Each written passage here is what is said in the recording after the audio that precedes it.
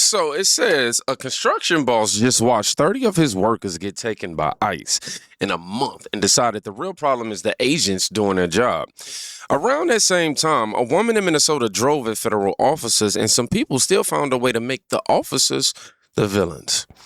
That's the energy we're sitting in right now. Not debate, not theory. Just people choosing what they protect when the law finally shows up. I want you to watch how fast this conversation flips when the person who charged the agents become the victim. Is this all worth it?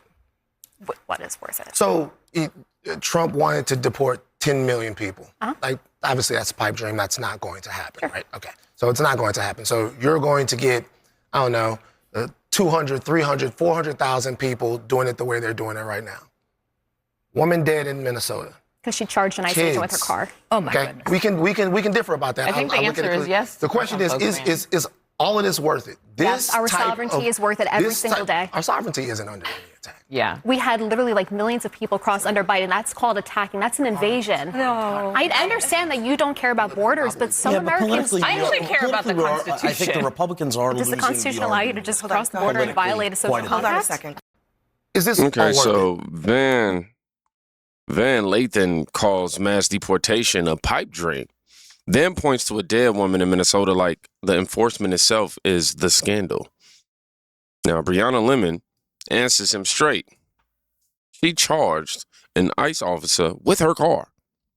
That's really not complicated, right? Yet the panel still treats the officer as if as if he's the one who has to explain himself. When someone drives at federal agents and the first instinct is to question the agents, the values are already upside down, in my opinion. Now listen to what the same side used to say when it was politically useful. This administration, the Bush administration, has done nothing to control the problem that we have. We've had 5 million undocumented workers come over the borders since George Bush took office. It has become an extraordinary problem.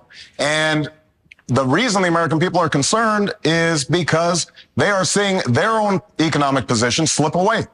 And oftentimes, employers are exploiting these undocumented workers. They're not paying the minimum wage. They're not observing worker safety laws. As president, I will make sure that we finally have the kind of border security that we need.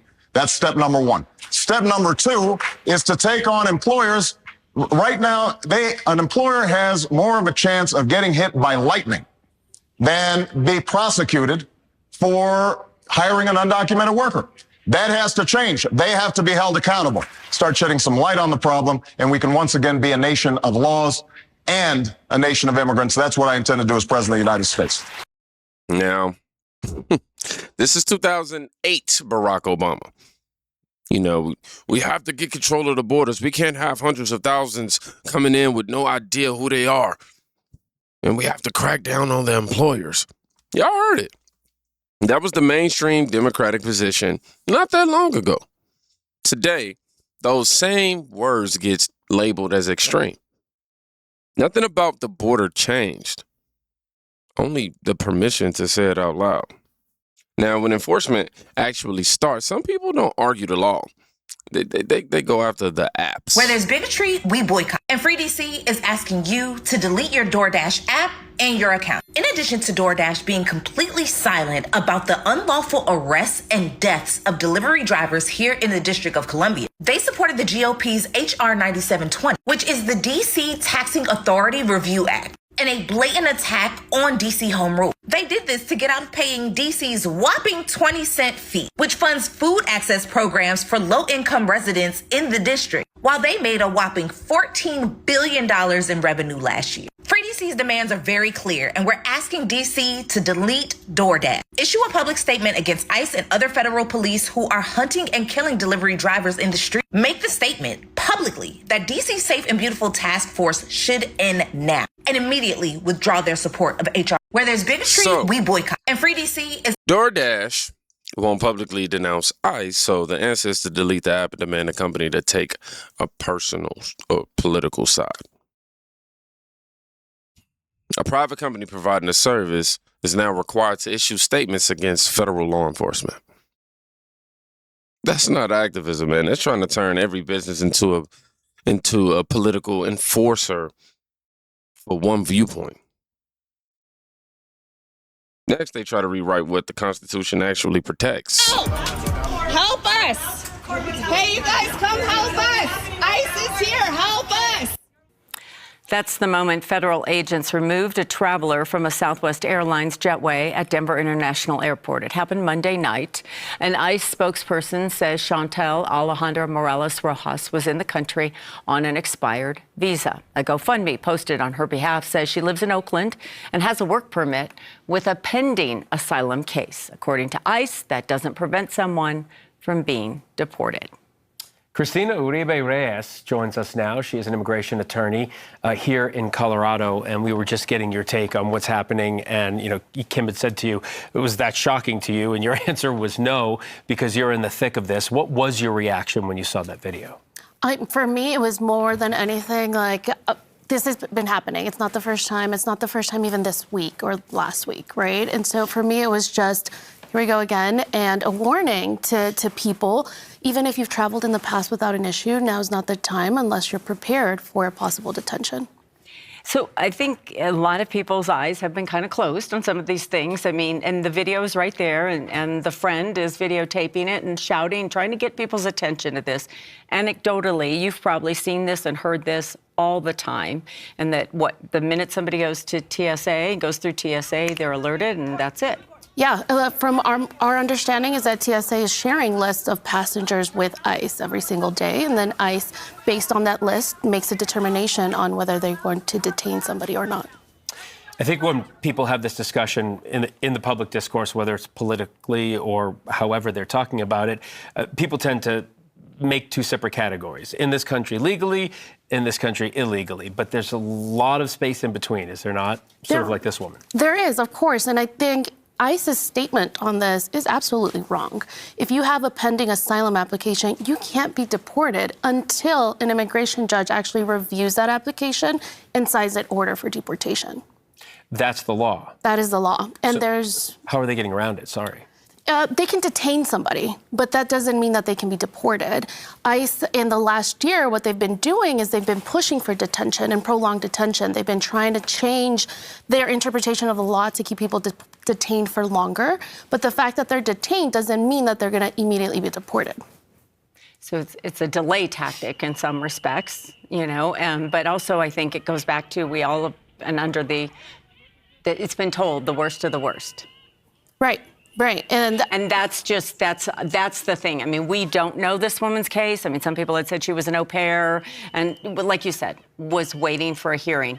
The worst of the worst, that's hard to define that when you're looking at these things. It can be. And if we're looking at statistics, I don't have them off the top of my head, but statistically speaking, the far majority of people that ICE has arrested and detained in the last year and a half don't have criminal records.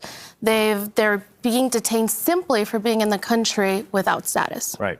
And I think what we've heard from this administration and, you know, like Stephen Miller, who's sort of leading a lot of this, is that if you're in this country without permission, you're leaving the country. And there are people in this country who are just fine with that when it comes to a political issue.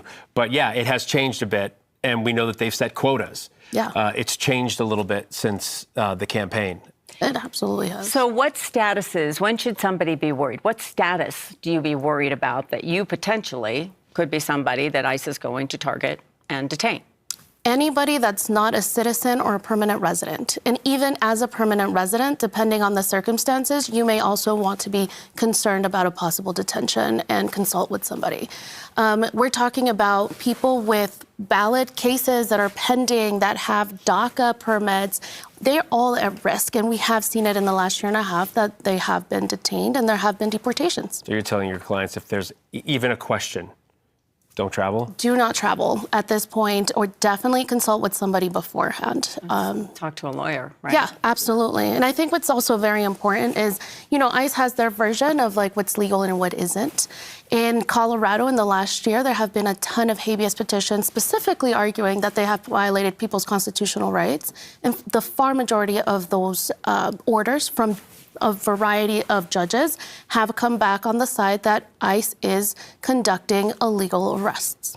An immigration lawyer looks at an airport detention and claims ICE is violating constitutional rights of people of people who are here illegally. She says there's one big gray area, but there isn't. Pending applications do not cancel the law. Treating every enforcement action as an automatic rights violation is how you slowly erase the difference between citizen and non-citizen. Then this next one is part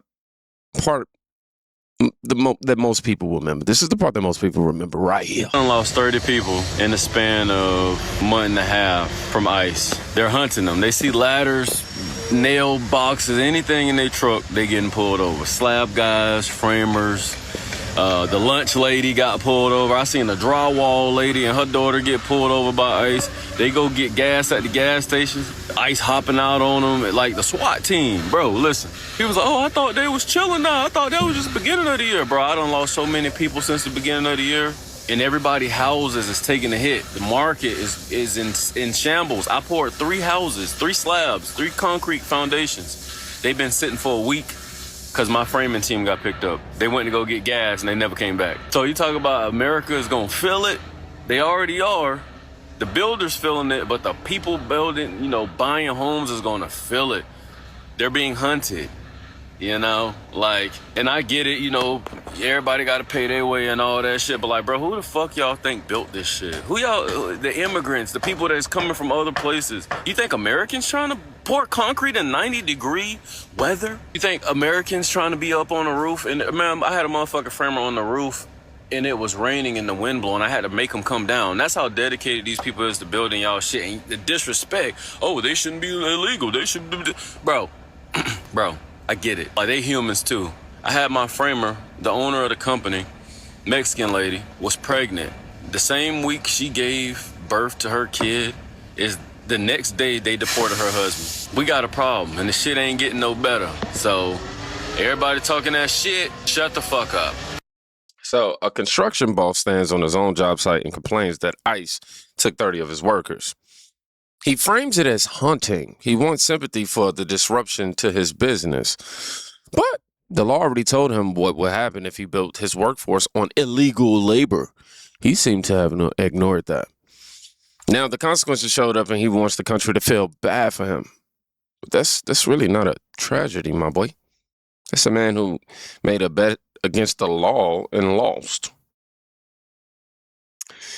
And then you get the clearest contrast of the day. I don't care what they told you. If you guys get in my way, I will arrest you. Sir, we're just observing. Please calm down. You can observe all you want. I am observing. Do you see back. me in the way? I am bad. You had anger issues as a kid, didn't you? Were your parents present? You should be ashamed of yourself, man. He is. I love my job, thank you. You love your job? I can't believe I get paid for this. Really? I do this for free. Really, I get $200K. I'm a physician assistant. How long did you go to school for that? Over 7 years. I went to high school. I make $200K. People regard me as someone valuable in society. What about you? Is your sense prestige? No. Come out and report if you can. Dime regard me as somebody valuable in society. I'm so important. An ICE agent tells a protester he loves his job so much that he'd do it for free. And the protester, a physician assistant, as she claims, making $200,000, asks how long he went to school. Excuse me, the allergist. He said he went to high school. Well, he asked her, I'm sorry, how long she went to school. And, he said he went to high school. She tries to claim, prestige and value. He like, man, I already got both. The other enforcers, out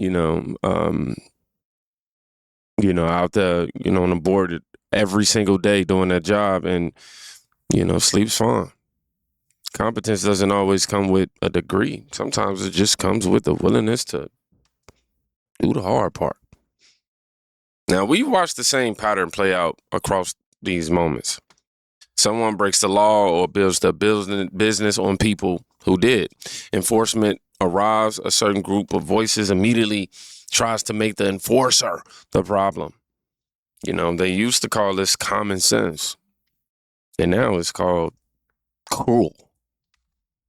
They used to say the border matter. Now they treat the people who guard it like the actual threat. Now, the construction boss didn't lose 30 workers because ICE is random. He lost them because he chose a workforce the law never allowed. The woman in Minnesota didn't die because the agents were hunting. She died after she drove at them. Now, the lawyer doesn't get to invent new constitutional categories because the old ones are inconvenient. You can feel for people. You can still require them to follow the same rules everyone else has to follow. Those two things are not enemies. A country that refuses to enforce its own laws eventually stops being a country and becomes a suggestion. And I'm not interested in suggestions for that. So I want you to drop the word order in the comments if you understand why that word matters more than the feelings in these clips. Now, I want to leave y'all with this. For rulers are not a terror to good conduct, but to bad. Would you have no fear of the one who is in authority? Then do what is good, and you will receive his approval. For he is God's servant for your good. But if you do wrong, be afraid, for he does not bear the sword in vain. This is Romans 13, 3-4. Y'all be safe. Please go check with somebody today. You could be saving their life. Peace.